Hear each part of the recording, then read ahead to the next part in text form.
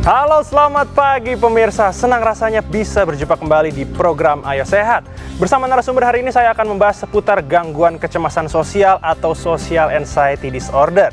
Nanti kita juga akan membahas apakah kondisi pandemi seperti sekarang ini bisa turut mempengaruhinya. Sebelumnya, untuk mendapat informasi seputar kesehatan, pemirsa bisa memfollow Instagram Ayo Sehat di @ayosehat_kompas.tv atau di kanal YouTube Kompas TV.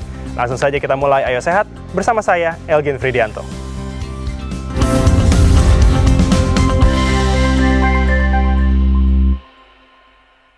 Pemirsa, mungkin Anda pernah melihat seseorang merasa cemas atau takut ketika berada di tempat umum.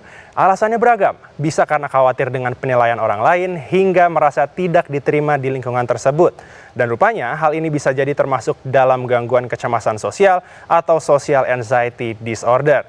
Untuk membahasnya lebih dalam akan hadir nanti dokter spesialis kedokteran jiwa, Dr. Silvana Evawani. Tapi sebelum memulai perbincangan mengenai gangguan kecemasan sosial, mari kita simak informasi berikut ini.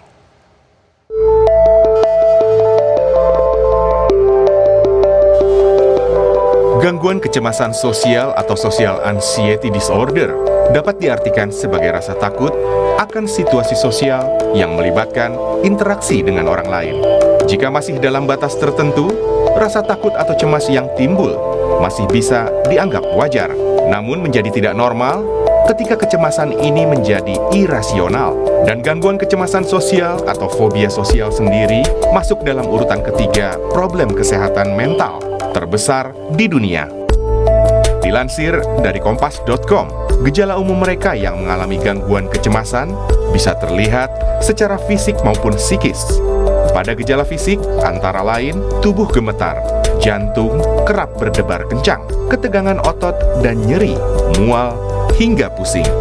Sedangkan pada gejala psikis antara lain perasaan ingin melarikan diri, selalu ingin menghindar ketika harus tampil di depan umum, merasa cemas dan takut berkelanjutan, takut diamati atau dinilai orang lain, gugup dan menghindari kontak mata saat berbicara, serta menghindari aktivitas sosial.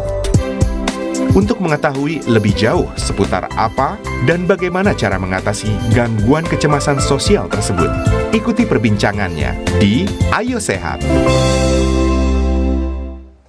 Pemirsa, bersama saya sudah hadir dokter spesialis kedokteran jiwa, Dr. Silvana Evawani atau biasa dipanggil Dr. Nana. Selamat pagi, Dr. Nana. Selamat pagi, Mas El. Bagaimana kabarnya, Dok? Alhamdulillah sehat. Alhamdulillah sehat. Mas El sehat? Saya sehat, alhamdulillah. Sehat banget.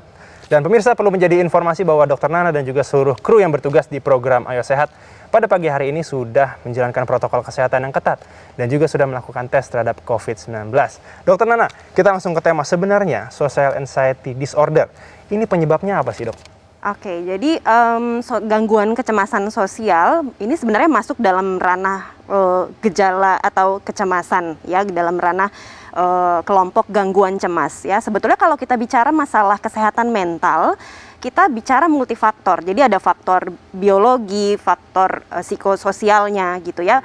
Kita mungkin punya faktor kerentanan terhadap kecemasan, kemudian ditambah dengan faktor-faktor lingkungan, adanya stresor, kemudian pola asuh. Jadi kalau ditanya penyebab pastinya atau tunggal tidak ada, tapi multifaktor seperti itu.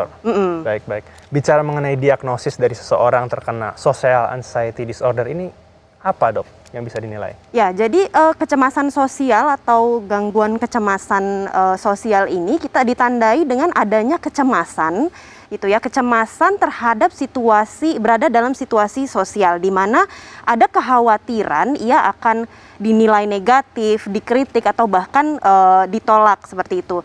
Dan ada perilaku penghindaran. Jadi jauh sebelum dia berhadapan dengan situasi sosial itu dia sudah either menghindar atau mengkhawatirkannya gitu ya. Namun untuk membedakan apakah ini kecemasan sosial biasa atau karena kan kita pasti ya ada rasa nervous gitu ya. Seperti misalnya pagi ini saya mau ketemu Mas El, saya merasa nervous. Namun untuk membedakannya adalah bahwa ketika kecemasan itu sudah berlangsung lama, di dalam kriteria diagnosis dikatakan minimal 6 bulan dan itu sudah sangat mengganggu. Artinya mengganggu performance kerja, mengganggu kehidupan sehari-hari gitu ya. Kalau pada teenager bisa mengganggu sekolahnya dan pendidikannya seperti itu. Kalau misalnya bicara mengenai usia dari Ya. seseorang biasa terkena gangguan kecemasan sosial, itu rata-rata di umur berapa, Dok? Ya, yang menarik adalah dari penelitian-penelitian yang ke belakang ini, bahwa tren kecemasan, gangguan kecemasan sosial ini mulai dari usia muda. Gitu ya. Ada survei yang baru saya baca tahun 2020 ini melibatkan sampel dari Indonesia usia 18 sampai 29 tahun dan Justru usia produktif ya? usia produktif, dan 90%-nya itu dimulai dari usia 23 ke atas berdasarkan survei tersebut. Gitu. Baik. Kalau untuk laki-laki atau perempuannya, Dok? Sebetulnya sama kurang lebih Sama, secara kurang lebih. gender, ya.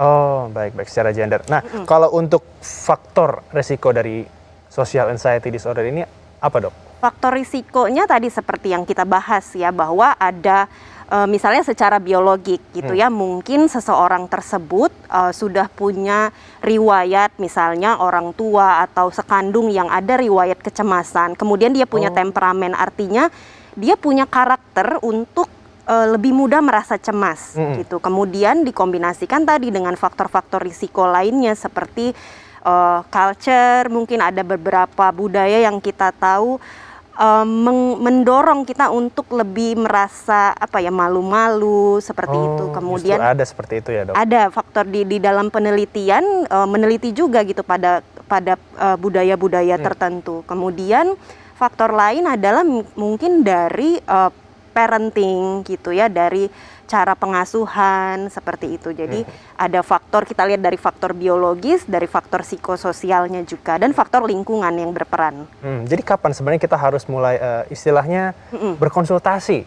dengan dokter? Oke, yang menarik adalah dari selama ini bahwa ternyata ketika seseorang mengalami gangguan kecemasan sosial, biasanya dia itu takes rata-rata hampir 10 tahun mengalami, baru akhirnya dia konsultasi. Oh, justru sudah lama gitu ya? Ya, seringnya seperti itu karena kendalanya adalah orang tuh cenderung berpikir kecemasan sosial itu bagian dari kepribadian dan tidak diubah gitu. Sehingga meskipun sudah berlangsung bertahun-tahun dan sudah sangat mengganggu, jadi dia terlalu hesitate untuk konsultasi. Jadi kalau Mas El tanya kapan sebaiknya kita konsultasi, kita pikir kapanpun.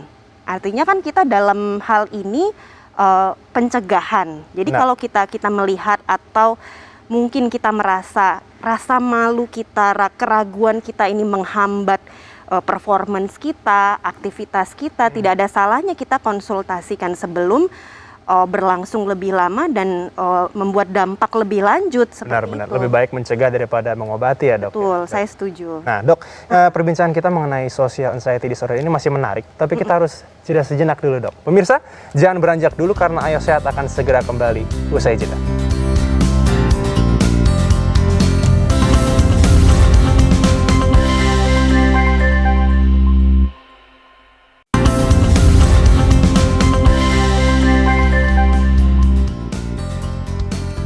Terima kasih Anda masih menyaksikan program Ayo Sehat, pemirsa, masih bersama dengan Dr. Nana. Dr. Nana, kita akan melanjutkan perbincangan kita mengenai gangguan kecemasan sosial. Saat ini, COVID-19 yang kita tahu sedang melonjak lagi, Dok, dan mungkin banyak orang yang cemas dengan lonjakan kasus COVID-19 ini. Dan apakah ini bisa dikatakan sebagai seseorang mengalami gangguan kecemasan sosial? Oke, betul sekali bahwa dengan fenomena sekarang, terutama kasus meningkat lagi, sebetulnya dari awal pandemi dimulai, dikatakan memang risiko kita tidak harus sampai gangguan, tapi mengalami kecemasan yang berlebihan itu risikonya sampai 4 kali lipat. Jadi mungkin saja yang kita tadinya tidak punya gejala cemas berlebihan, sekarang ada tuh mulai tendensi ke arah sana gitu. Dan termasuk orang-orang yang memang sudah mengalami gangguan kecemasan sebelumnya, bisa ada risiko untuk terjadi peningkatan, atau yang tadinya sudah mulai tenang, bisa muncul lagi tuh gangguan kecemasannya. Dan apakah ini akan berdampak terhadap imunitas seseorang, Dok? Ya, memang bisa berkaitan gitu ya, karena artinya kalau kita dalam keadaan cemas, kita saraf kita itu yang teraktivasi adalah saraf yang membuat kita berjaga-jaga. Jadi kita benar-benar dalam keadaan stres dan kita udah tahu bahwa stres itu kan salah satu dari faktor risiko terjadinya gangguan metabolik, gangguan dari cerebrovaskular atau gangguan dari pembuluh darah seperti itu. Karena ketika kita berada dalam keadaan stres yang berkepanjangan, misalnya kita cemas yang tidak kita kelola, itu akan mengeluarkan hormon-hormon yang akan mengaktifkan peradangan-peradangan di berbagai tempat, sehingga memudahkan kita untuk imunitasnya turun gitu ya. Kita salah satu faktor terhadap imunitas menjadi menurun, dan kalau kita kaitkan dengan pandemi sekarang bisa menjadi satu faktor risiko bahwa kita jadi lebih mudah untuk mendapatkan infeksi seperti itu. Jadi bicara mengenai tadi dokter mengatakan bahwa kecemasan ini bisa dikontrol. Ya. Apakah ada batas dari kecemasan tersebut yang bisa ditolerir oleh seseorang? Oke, itu pertanyaan yang baik sekali karena cenderung kita kalimatnya jangan cemas, jangan sedih, bahwa sebetulnya perasaan cemas itu kan adalah salah satu komponen emosi. Artinya kecemasan itu memang sesuatu yang wajar, apalagi dalam situasi pandemi ini gitu ya. Kita merasa cemas karena adanya ancaman. Nah, kalau Mas El tanya sampai batas mana? Sampai batas ketika itu mulai mengganggu. Artinya kecemasan itu mungkin membuat kita terfokus di situ, membuat kita tidak mau misalnya keluar rumah atau tidak mau melakukan apa-apa atau jadi berlebihan gitu. Jadi kecemasan kita bolehkan, namun kita bisa belajar untuk mengontrol perasaan tersebut. Baik. Oke. Nah, Dokter Nana, ini tim Ayo Sehat sudah mengumpulkan pertanyaan dari netizen. Kita bisa lihat di sebelah kiri dokter berarti ya. Ini pertanyaannya, di masa pandemi seperti sekarang ini, orang tua saya cenderung paranoid dan cemas. Bahkan saya anggap berlebihan. Apakah ada kecenderungan berkembang menjadi gangguan psikologis atau mental? Silakan. Terima kasih pertanyaannya. Jadi betul, ini cukup sering nih ditanyakan bahwa kita, bahkan gini, di penelitian dibilang bahwa kita saja yang tidak punya riwayat gangguan kecemasan ketika kita berhadapan dengan pandemi, kita jadi punya kecenderungan untuk kecemasan berlebihan gitu ya. Bahkan kita mengalami social anxiety, ya, meskipun kita tidak dalam taraf gangguan. Kalau ditanyakan apakah ini bisa berkembang menjadi satu gangguan, kita bisa lihat bahwa kalau ini tidak dikontrol, mungkin saja ada risiko ini berkembang jadi satu gangguan kesehatan mental gitu. Namun kita perlu lihat faktor-faktor lainnya. Artinya kan dengan merasa cemas saat ini kan karena faktor lingkungan, adanya satu pandemi. Apakah dia punya faktor yang lain gitu ya? Dia punya kecenderungan untuk developing atau menjadi gangguan cemas. Itu yang kita perlu lihat gitu ya. Jadi orang ketika kita mengalami satu emosi yang negatif, emosi cemas, tidak serta-merta kita bisa langsung mengalami gangguan. Ada faktor-faktor lain yang mesti kita perhatikan. Memang bertahap jadinya, Dok ya? Ya, betul. Seperti itu. Baik. Oke, pertanyaan berikutnya, ini pandemi COVID naik lagi. Saya stres baca berita, tapi juga butuh informasi akurat. Gimana dong cara mengatasinya, Dok? Nah, ini gimana nih? Apakah dia harus tetap membaca berita, tapi justru nanti mungkin bisa jadi cemas, atau stop aja, Dok? Oke, kita mungkin kita bisa refleksi diri ya. Ada saat-saat ketika dalam masa pandemi ini kita bisa stay positif. Ada saat mungkin kita turun. Mungkin dalam kondisi ini adalah rasa cemasnya lagi meningkat. Biasanya saya sarankan adalah untuk memfilter. Jadi kita kasih waktu kapan kita perlu melihat berita gitu ya, dan kita pastikan sumbernya. Jadi kalau ditanya boleh melihat berita, boleh. Tapi kalau misalnya udah mulai itu mengganggu, sebaiknya dibatasi gitu. Dan kita benar-benar batasi berita atau sumber informasi yang benar-benar terpercaya seperti itu. Jadi kalau ditanya ya tetap boleh melihat, dan kalau udah mulai merasa khawatir tentang berita, kita stop dulu gitu ya. Stop dulu, dan mungkin ada baiknya kita bicarakan rasa kekhawatiran itu dengan orang lain. Konsultasi justru ya, Dok. Ya, betul sekali. Oke. Nah, berikutnya pertanyaannya adalah saya sangat takut untuk memulai sesuatu yang baru. Apalagi habis lihat orang yang sudah lebih dulu mencoba, tapi ternyata gagal. Apakah kecemasan saya sudah tidak wajar? Nah, ini tidak terkait pandemi ini, Dok. Oke, jadi takut untuk mencoba lagi ya. Ini juga wajar kita alami. Ketika kita pernah mengalami kegagalan, kita ada kekhawatiran karena manusia memang cenderung menghindari pengalaman negatif. Jadi ketika akan berhadapan dengan pengalaman yang mirip, kita akan merasa khawatir, ada antisipasi. Nah, batasnya adalah apakah kekhawatiran ini sampai berpola sehingga kita menghindari tuh kesempatan-kesempatan yang mungkin kesempatan baik kita untuk berkembang. Betul. Jadi kita lihat apakah itu sudah mulai mengganggu dari the whole picture, mengganggu pekerjaan, performance harian, seperti itu. Jadi kalau misalnya dilihat sudah ke arah sana, mungkin sudah dalam taraf kurang adaptif, saya bilang ya, bukan tidak wajar, karena merasa khawatir itu wajar. Tapi kalau sudah taraf kurang adaptif, berarti memang perlu untuk memodifikasi atau memperbaiki pola tersebut. Baik. Oke. Nah, pertanyaan satu lagi. Oke. Apa aja pertolongan pertama yang bisa dilakukan diri sendiri ketika cemas? Oh, ini dari diri sendiri terlebih dahulu, Dok. Ya, jadi ketika kita merasa cemas, yang pertama adalah saya selalu sarankan kita tidak mempush away, kita tidak bilang sama diri kita tidak mendinai perasaan itu, gitu ya. Kita terima, oh ya, saya sedang merasa cemas. Kalau bisa, kita coba cari tahu apa yang mencetuskan perasaan cemas ini. Apakah ada suatu pikiran, suatu situasi seperti itu. Dan jadi kita benar-benar melihat apa yang ada di depan mata. Kita tidak stuck dengan rasa cemas kalau begini, kalau begitu. Tapi kita lihat benar-benar secara clear apa yang mencetuskan hal tersebut, gitu ya. Saya biasa sarankan pada saat kita merasa cemas, kita lebih relaksasi, coba atur nafas, ya gitu ya, introspeksi, dan tidak fokus sama pikiran itu. Jadi kalau kita bilang mempush away pikiran atau dan perasaan itu sesuatu yang tidak mudah, dan itu malah jadi bikin kita makin cemas, gitu. Jadi fokus pada apa yang menyebabkan, apa yang mencetuskan, dan apakah itu bisa kita selesaikan saat itu.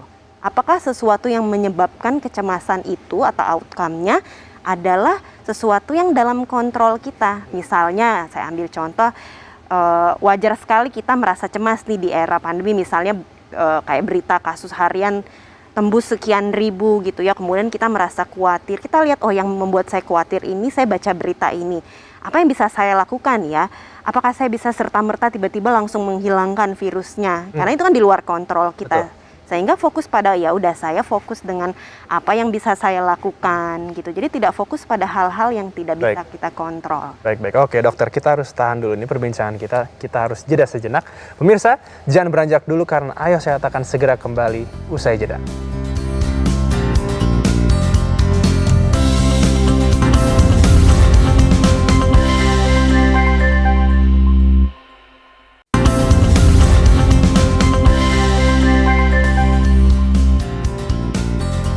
Anda kembali menyaksikan program Ayo Sehat, pemirsa. Masih bersama dengan Dr. Nana. Dokter, mungkin bicara mengenai himbauan terhadap orang tua atau mungkin keluarga dekat dari seseorang. Tadi dikatakan bahwa remaja lebih sering terkena gangguan kecemasan sosial. Apa yang harus mereka lakukan agar tidak terlambat untuk konsultasi? Silakan.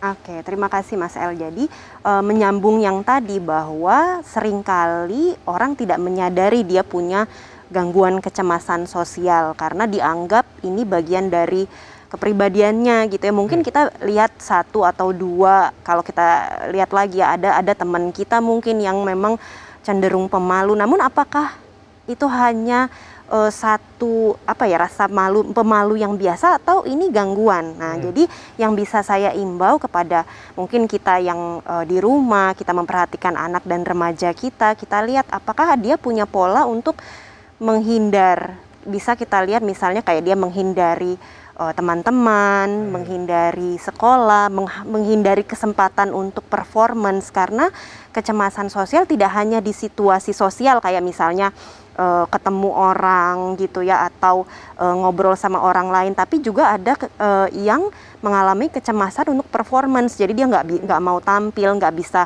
ngomong di depan umum. Nah, kalau kita melihat remaja kita atau mungkin dewasa muda yang punya pola seperti itu gitu ya, mungkin tidak ada salahnya untuk kita konsultasikan apakah ini satu kecemasan yang biasa atau ada kecemasan yang tidak adaptif sehingga mengarah kepada gangguan gitu. Jadi kalau misalnya dilihat kok ini polanya dia cenderung menghindar, ada banyak kesempatan yang dia lewatkan gitu. Ada apa? Nah, tidak ada salahnya kita untuk konsultasikan mengenai hal tersebut. Bicara mengenai terapi jika sudah melakukan konsultasi, seperti apa saja terapi yang dilakukan, Dok? Nah, terapi yang terkait dengan kecemasan, kemudian spesifiknya kecemasan sosial itu mengarah pada biasanya kita mengubah persepsi gitu ya. Jadi nama terapinya salah satunya adalah terapi kognitif perilaku. Kita mengubah cara berpikirnya gitu ya, karena